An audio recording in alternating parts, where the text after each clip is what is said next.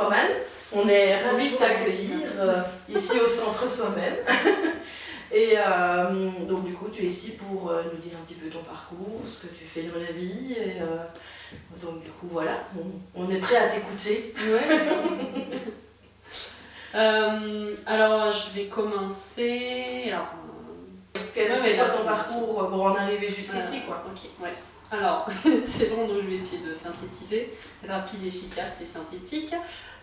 Donc depuis petite, donc j'ai toujours été attirée par le monde des Amérindiens, donc c'est-à-dire que j'entendais déjà des choses.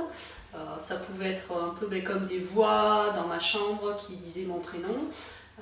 J'étais connectée aux éléments, donc j'étais persuadée que tout avait une âme, d'où le principe du chamanisme, qui est une pratique, je le rappelle, animisme. Donc en fait, on reconnaît une âme partout. Donc j'étais persuadée qu'il y avait des âmes donc, dans les pierres, auprès des arbres. J'étais persuadée aussi que les défunts existaient, les entre guillemets fantômes, entités, etc. Et donc j'avais un tipi dans mon jardin, donc à l'âge de 8 ans, à savoir que ça je l'ai oublié en fait parce qu'on m'a coupé de ça pendant plusieurs années. Et ma mère m'a rappelé qu'à 8 ans j'avais un tipi dans mon jardin, qu'à Noël, à mon anniversaire, je commandais des jouets pour pouvoir parler avec les défunts. Donc il y avait vraiment quelque chose qui était là déjà. À savoir que ça a quand même toujours été présent, donc ça m'a rappelé plusieurs fois. J'ai passé donc des formations pour travailler dans le domaine du social, de l'animation. Donc en fait j'ai toujours accompagné tout le monde sur son chemin, donc les familles, les enfants, les personnes travaillant avec ce public. Donc j'ai été formée, donc j'ai eu par la suite un diplôme de cadre, j'ai fait de la direction. Et en fait, j'ai toujours été plus l'assistante sociale qu'autre chose. Donc j'étais faite pour accompagner les gens, mais de façon très rationnelle. Rentrer dans le cadre de la société, les papiers, les trucs, les machins. Bon. Sauf que ça a jamais tellement été mon truc. Moi, ce que je voulais, c'était accompagner les gens. Ce qui fait qu'à l'âge de 21 ans, ça m'a rappelé, puisque j'ai su du jour au lendemain soulager, apaiser, voire même à des moments soigner certains maux. Mots MAUX, donc des maux du corps, donc ça pouvait être des mal de dents, ça pouvait être des mal de tête. J'allais aussi au niveau du dos. Une fois j'ai soigné, donc j'ai un ami qui avait une cheville très très gonflée, qui ne pouvait plus la poser au sol, et donc je lui ai fait un soin d'à peu près 40 minutes, donc sans lui toucher la cheville, je savais exactement ce qu'il fallait que je fasse. Voilà, ça s'explique pas, c'est comme ça.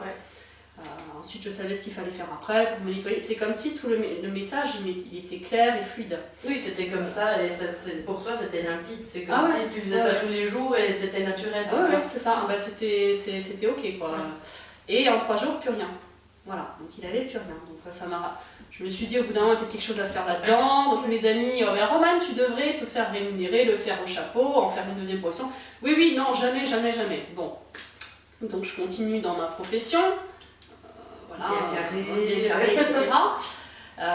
Et donc je m'intéresse aussi aux oracles, au tarot, etc. Donc j'étais devenue très terre à terre, donc j'y croyais pas. Puis finalement, on met sur ma voie donc des personnes qui sont un petit peu là-dedans, donc je commence un peu à me réouvrir. Et j'accompagne donc en développement personnel grâce aux oracles et au tarot, donc des amis, des proches, amis, etc. Toujours sans me faire rémunérer. Donc ça fait plus de 10 ans que je suis là-dedans en réalité, puisque j'ai commencé à 21 ans, donc depuis plus de 10 ans maintenant. Et au bout d'un moment, je tombe malade dans ma profession, c'est-à-dire je fais, déjà je suis pas épaisse, je fais moins de 32 en pantalon. Je tombe malade, j'ai un accident de voiture. Donc il me dit en fait il faut plus y aller. Puis des fois, comme je le dis souvent, nos guides ils nous secouent un peu. Alors c'est pas forcément toujours une question de mauvais œil, etc. Parce que souvent les gens vont rapporter ça à ça. Seulement il y a des fois on a aussi besoin d'être secoué pour être mis sur la bonne voie. C'est comme une gifle, tu prends une gifle, tu vas regarder dans une autre direction et tu vas prendre le bon chemin. C'est ça. Voilà. Donc moi j'ai eu besoin de ça pour être remis sur ma voie. Donc j'ai arrêté en fait tout ce que je faisais. C'est-à-dire j'ai quitté mon travail, j'ai fait un voyage itinérant. Clairement je me suis barrée en fait. Donc j'ai mon tambour chamanique qui est venu à moi. J'ai écouté cette fois-ci les messages des guides. Donc j'ai reçu un voyage chamanique, un soin chamanique par ma première initiatrice. Donc je me suis dit, franchement, durant le voyage chamanique, elle m'a sorti son tambour. J'ai fait ok, laisse tomber là. Les Ongawawa, tambour et compagnie, c'est trop perché pour moi. Bon, résultat, maintenant j'ai un tambour, je vais donner naissance à un deuxième. Et maintenant je vends aussi les tambours donc, de Tony Pécha, dont je vais parler tout à l'heure. Donc en fait, voilà, c'était clairement, ce qu'il fallait que j'aille vers ça. Donc la voie du chamanisme amérindien revient à moi. Je fais la rencontre de ce tambour donc, qui me choisit, puisque c'est le tambour chamanique qui m'a choisi, et me met donc sur la voie de Tony, puisque la personne qui me l'a remis, c'est une personne qui travaillait avec Tony. Donc tout a un lien en fait. Donc Tony Pecha, donc, il est natif Cheyenne, leader de cérémonie et chaman, donc, qui vit maintenant au Brésil. Donc il vient rarement, peut-être 2 fois par an en France, donc là il nous enseigne ce qu'il sait, on suit ses enseignements. On se retrouve, on passe des moments aussi ensemble, etc. Donc ça fait toujours du bien de revoir Tony. Il nous enseigne les chants amérindiens, la thérapie autochtone, le tambour aussi, chamanique. Donc voilà, puis là j'ai été au Brésil aussi, donc expérimenter la vie en tribu. Donc j'ai fait la rencontre de la tribu Fulnio aussi, qui est une tribu là-bas du Brésil. Donc, qui est en Amazonie et qui a contact avec Tony. Donc il nous enseigne ce qu'il sait de la tribu Cheyenne. Voilà. Donc on vit là-bas en tribu, on est au milieu de la forêt, on fait quête de vision, donc la méditation du guerrier qui est d'une tradition cheyenne. Et donc on introspecte, donc quand on revient forcément on est transformé, parce que le regard qu'on a après sur la société, sur ce qu'on a appris sur nous-mêmes, sur les nouveaux enseignements qu'on va ensuite mettre en place pour nous dans un premier temps, et ensuite auprès des autres, c'est vraiment hyper riche, quoi. Et là, donc, j'y retourne là, en mars, voilà, pour refaire... C'est juste là. Ouais, voilà, c'est juste là, c'est là, j'y suis déjà presque dans ma tête. Je vais revenir, voilà. On va te chier. Ouais, voilà, c'est... oui, clairement. Transformation, mais ouais, c'est ça. Donc voilà pour le cursus, et maintenant, donc ça fait 10 ans que je fais ça, de façon non rémunérée, et maintenant ça fait à peu près 3 ans que j'ai le SIRET, que je suis conforme à la société, il faut le SIRET, le truc. Donc, maintenant je me fais rémunérer pour ça, j'ai mon site internet, j'ai mes réseaux, où je transmets cette tradition qui est vraiment, c'est un mode de vie en fait. On vient chez moi dans le salon, tu pourras témoigner, il y a une métier dans le milieu, voilà, j'ai mon tabac, mon truc, voilà, je fais mes prières, mes rituels à la lune. Donc c'est avant tout une façon, parce qu'on parle souvent du chaman, j'ai un tambour, des plumes, je suis chaman. Donc, maintenant c'est un petit peu le fast-food du chamanisme, c'est-à-dire qu'il y en a un à chaque coin de rue. Voilà. Donc moi je ne m'autoproclame pas chaman, d'ailleurs je ne suis pas chaman, je préfère le dire. Pour certains je vais être la thérapeute, pour d'autres la guérisseuse, parce que j'enlève des mots, etc. Pour certains la guide, parce qu'ils viennent juste pour une prise de conscience, ils ont besoin de comprendre des choses. C'est ça. Donc voilà, donc je pense que... on va dire que je suis moi, j'accompagne avec qui je suis, avec ce que je sais faire, avec ce qu'on enseigne. Et voilà, donc je me dis. Et du coup, quel type de service tu offres? Alors, déjà dans un premier temps, les soins chamaniques. Donc tout ce qui est extraction, recouvrement d'âme, soins au tambour. Donc ça, je l'appelle la thérapie chamanique parce que pour moi, je vais en parler de façon synthétique. C'est un accompagnement, c'est-à-dire que souvent les gens ils viennent en une séance, je veux ça, je veux de suite aller mieux. Il y en a qui ont besoin juste d'une séance, ça va mieux, etc. Il y en a, c'est quand même sur 2-3 séances, c'est un accompagnement. C'est pour ça que je l'appelle la thérapie chamanique. Histoire d'évaluer un petit peu le suivi, comment ça va, qu'est-ce qui a bougé, etc. Puisqu'on travaille aussi avec la rune médecine, donc il y a des choses qui peuvent bouger de façon très vaste. Donc de façon subtile comme moins subtile. Donc c'est pour ça que c'est important aussi de faire le point. Donc voilà, en thérapie chamanique, il y a les soins chamaniques, extraction, recouvrement d'âme, tambour, et une restitution à la fin, c'est-à-dire que je vais avoir des visions, des ressentis dans le corps, etc. Et ce qui fait que ça va expliquer à la personne pourquoi est-ce qu'à l'heure actuelle, elle en est là, il y a ses difficultés, etc. Donc c'est aussi une prise de conscience, il y a une partie de guidance dedans. Et des fois, les gens ils viennent en soins chamaniques parce qu'ils ont besoin de comprendre. Voilà. Donc ça, ensuite il y a ce que j'appelle la voyance amérindienne. Voyance, c'est un terme qui parle à beaucoup de personnes. Moi, je suis vachement axée quand même sur le développement personnel. Donc, je vais voir le contexte de la personne, un petit peu où c'est qu'elle en est, là, ce qui bloque, etc. Donc, il va y avoir, suivant le type de tirage, qu'est-ce qui t'empêche d'avancer dans ta vie ? C'est quoi la problématique, qu'est-ce qu'il va falloir bouger en quelque sorte dans ta situation pour avancer, pour évoluer. Ensuite, le conseil que donne le monde spirituel. les cartes, par le biais des cartes, et le résultat. Évidemment, on a tous notre libre arbitre. Donc l'idée, c'est pas de dire à la personne, demain tu rencontres un blond aux yeux bleus et ça sera oui, tu fais ça. Exactement. C'est des conseils. Après, tu les suis pas. C'est ça, effectivement. Il y a des finalités, il y a des grandes lignes. Ça c'est le constat dans le cadre de la voyance amérindienne. Il y a des choses qu'on voit. Mais moi, je suis surtout là pour dire à la personne, voilà, tu peux agir sur ta situation. Le présent, il est que là, si tu n'avances pas par exemple dans ton travail, c'est parce qu'il y a ça qui te bloque, ou tu ne vends pas ta maison, bah oui, mais là, on m'a montré que tu l'as pas mis en vente. Donc oui, forcément, ça bloque. Oui. Peut-être que le conseil, ça serait déjà de commencer par ça, etc. Donc voilà, donc vraiment dans le développement personnel. Donc je vais travailler avec des oracles amérindiens chamaniques. Donc il y a la rune médecine, donc qui est une rune médecine avec des pierres, donc, qui a été conçue par Tony Péchao, donc il nous a initiés à son oracle. Donc voilà, auprès de terres de chamans. Qui donc, organise ces temps de formation et d'initiation là. Donc l'oracle ne se trouve pas sans oui, voilà. c'est ça. Donc cet oracle-là, je vais l'utiliser aussi avec, par exemple, le tarot amérindien. Donc il y a des animaux dedans, il y a la signification des cartes, il y a un tas de choses qui fait que, en fait, moi, des fois, on va aussi me montrer ce qu'il faut aller voir sur la carte. On va mettre en évidence quelque chose. Donc ça va ressortir. Les animaux médecine, donc les animaux ont aussi leur propre signification, leur symbole, et un oracle chamanique. Voilà. Le magnétisme ancestral, donc là j'utilise des pierres, des fois des herbes aussi, et donc je vais purifier certains endroits chez la personne et enlever des mots. Je l'appelle le magnétisme ancestral parce que le magnétisme ça parle à beaucoup de personnes. Après, j'ai pas vraiment de termes parce que c'est ce que j'ai su faire, c'est tout ce qui a enlevé les mots, etc. Ouais. Donc, puis là, je vais réaligner aussi l'énergie au niveau des chakras, tout ça. Donc, je vais m'adapter à la personne. À la personne. Ouais. Ça, la purification des lieux, des habitations. Donc, c'est vrai que ça, on me l'a beaucoup demandé. Donc, au début, je le faisais sans être rémunérée. Puis, en fait, j'ai eu des retours plutôt positifs, quoi. Donc, maintenant, j'ai ouvert aussi la prestation. Donc, je le fais beaucoup en distanciel, je peux le faire en présentiel. Ça peut être les cabinets, ça peut être des maisons qui ont du mal à se vendre, des apparts, etc. Ou tout simplement pour s'y sentir bien. Des fois, ça va apaiser aussi le conflit. Oui, c'est ça. Voilà, des fois, il faut nettoyer. C'est comme chez nous, il y a de la poussière, mais on passe à c'est pareil, de temps en temps. Exactement. Voilà. C'est pas juste un coup de peinture blanc, parce que derrière, il y a, ça reste aussi. C'est ça.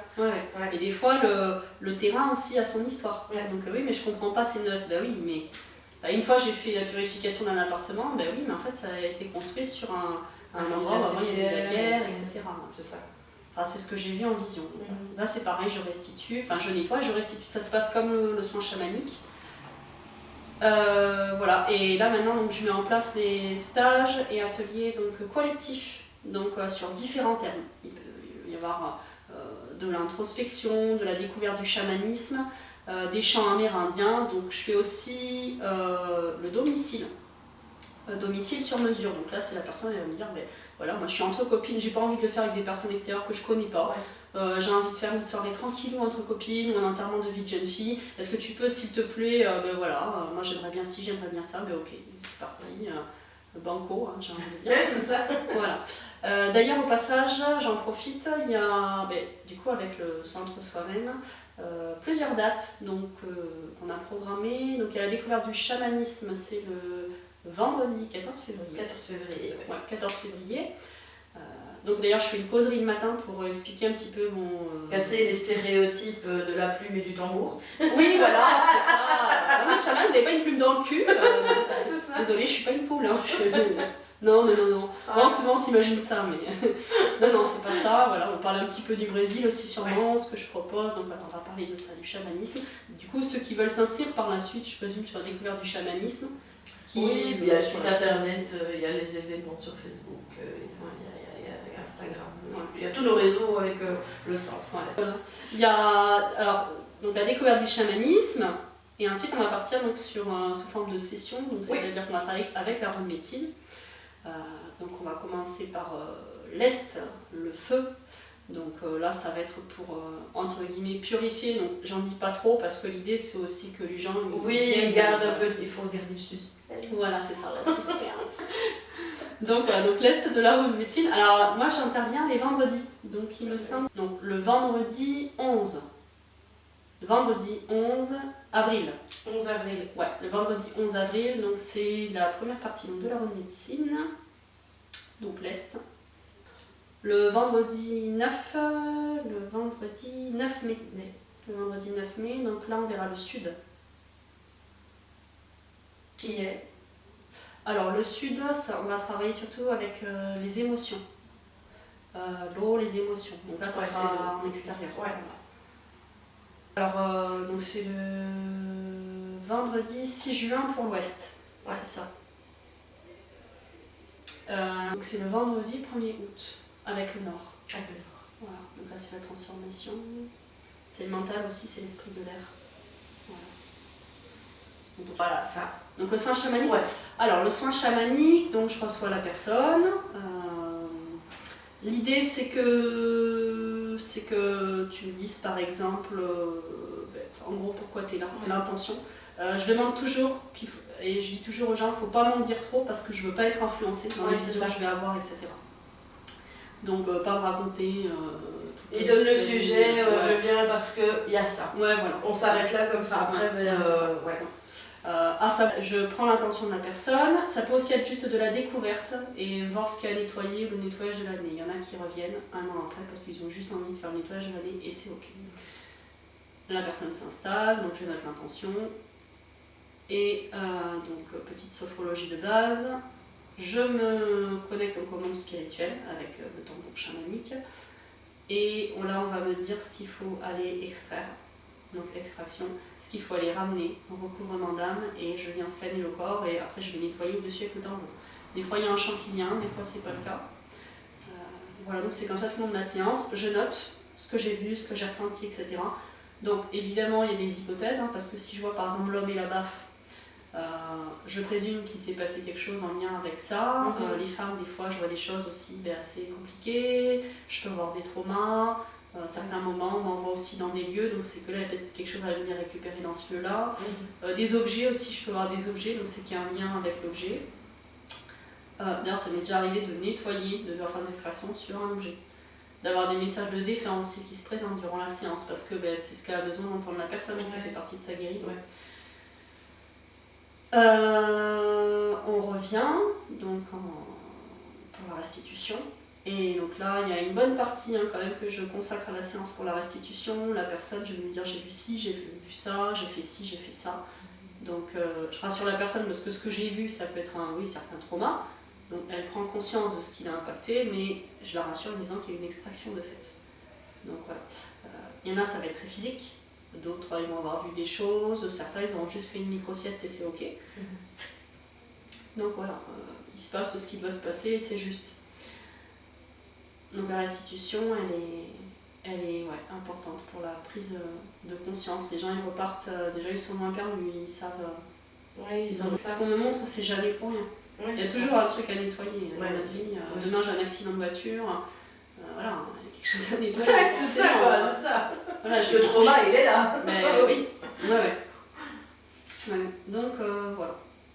Et quels sont les principaux bienfaits que tes clients constatent après les soins? Alors les bienfaits, c'est assez large, c'est-à-dire qu'il y en a qui vont me dire, alors il y a lâcher prise, c'est-à-dire que j'en ai pas mal qui m'ont dit il y a des choses que je vois plus du tout de la même façon. En fait ils ont changé dans leur façon de voir les choses. Une fois, j'ai une personne qui est venue pour une problématique spécifique qui était quand même assez lourde pour elle parce qu'elle se prenait beaucoup la tête par rapport à ça. Et je la revois un mois après, elle m'a dit oh, mais ça, mais j'en ai plus rien à carrer. Franchement, un tel peut partir avec cette personne, je m'en fous. En fait, il y avait un lâcher-prise qui s'était passé, mais royal. Ah oui, ça n'avait plus du tout la même importance. Ah ouais, du tout. Ah ouais, non, plus voilà. Elle avait pas besoin d'une autre séance quoi. Il y a des gens c'est comme ça. Ouais, c'est radical. Dans certains cas c'est radical et dans d'autres il y a le travail. Mais il faut des fois plusieurs semaines avant de voir ça. Parce qu'en fait il y a des choses qui ont changé chez nous. Les séances, la deuxième, troisième consultation, je l'espace de minimum un mois et demi parce qu'avant ça sert à rien. D'ailleurs j'ai oublié de dire, à la fin de séance il y a toujours le message transitionnel. C'est un petit peu comme un rituel à faire en fin de séance. Des fois, il faut faire un rituel en fin de séance. C'est-à-dire qu'il va venir compléter le soin. Des fois, je ne suis pas la sauveuse. C'est ce que je dis aux gens. Le message transitionnel, tu vois, justement, on parlait des gens qui sont « Ah oui, mais je comprends pas, ça va pas bouger. » Alors ça, oui, ça, c'est vrai que voilà. Oui, mais il y a des choses qui ont bougé. Mais il suffit aussi d'avoir le recul et la patience nécessaire. Et il faut que les gens soient aussi acteurs de leur changement. C'est-à-dire que dans le développement personnel, ça porte bien son nom, c'est aussi déjà personnel.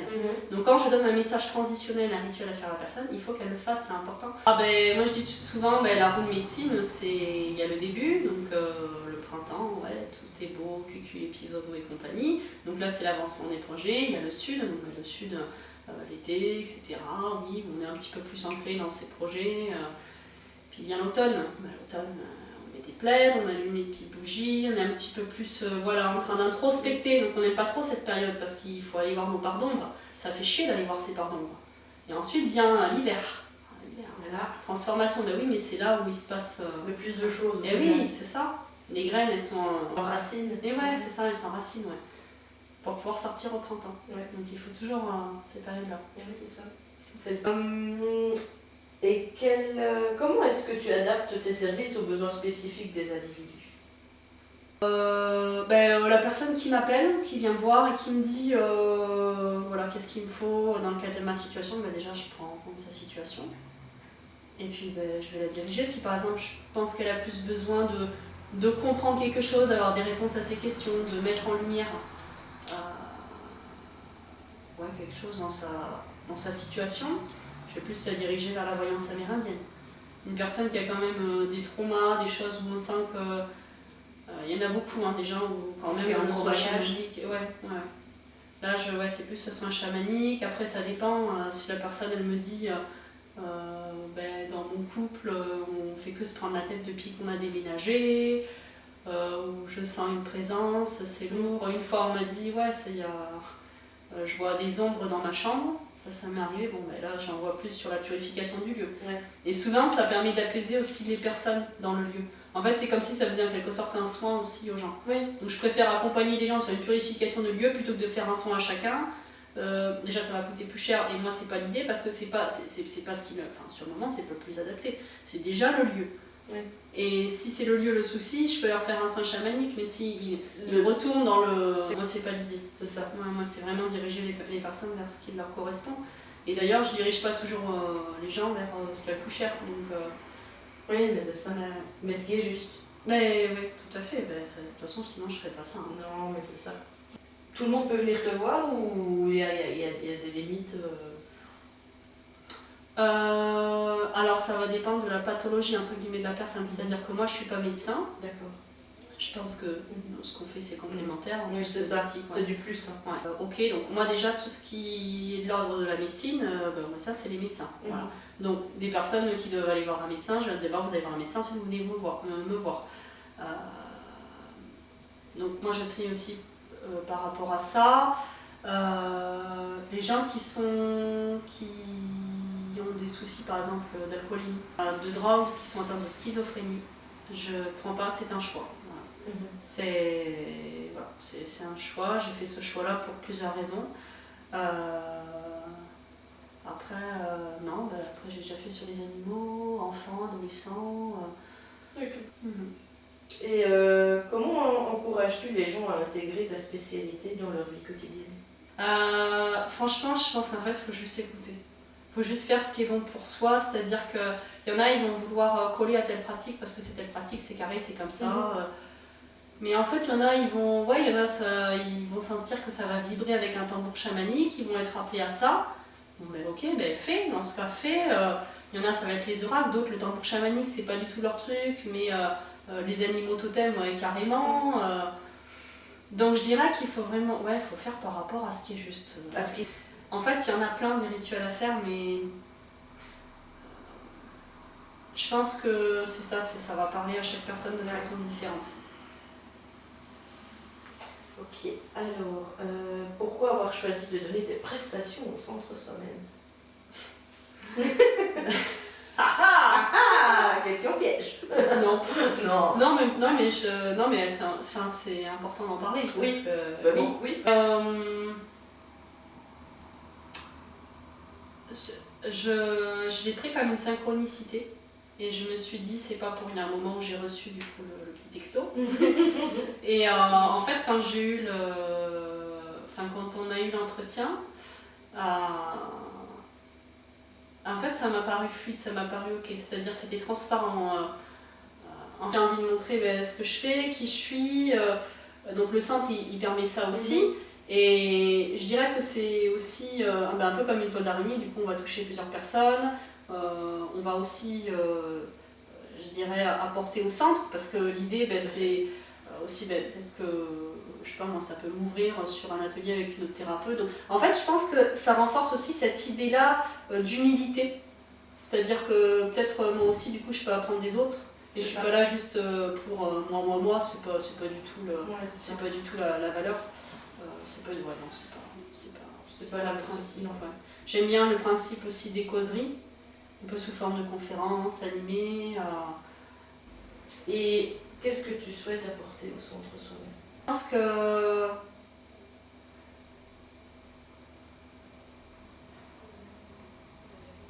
je le vois plus comme, je dirais, du partage. Ouais, du partage et de l'échange, je dirais. Ouais. Du partage, de l'échange. Voilà. Et comment est-ce qu'on peut te contacter du coup? Où est-ce qu'on peut te retrouver? Réseau. Alors moi j'ai mon cabinet déjà sur Sigean, je fais le domicile, le distanciel, pour les ateliers, tout ça. Bon, après je bouge dans le 11, le 34, le 66, donc voilà. On peut me retrouver donc sur mon site internet romane-du6 Kaletaga. Alors Kaletaga c'est QALETAGA.fr. Et après les réseaux sociaux, donc c'est Romane Kaletaga. Donc j'ai Facebook, Instagram, donc c'est un compte professionnel. Donc sur Facebook c'est une page. Voilà. Ok. Eh ben, parfait. Merci pour ce petit moment de partage. Merci. Et on te retrouvera du coup pour les ateliers au centre et les causeries. Le beau planning qui est déjà prévu. Ouais. Et je voulais rajouter, j'ai envie d'apporter ma bonne humeur. Voilà. Ma bonne humeur et de faire avec le cœur. Voilà. Parce que je repense en fait aux derniers échanges qu'on a eu tous ensemble. Et en fait, j'ai trouvé qu'il y avait particulièrement des rires, la bonne humeur. En fait, c'est ces moments-là que j'aime bien. Donc voilà. Donc je dirais la bonne humeur. Ouais. Et l'entraîne. Passe une bonne journée et on se retrouve pour les ateliers au centre. Ok, à fond.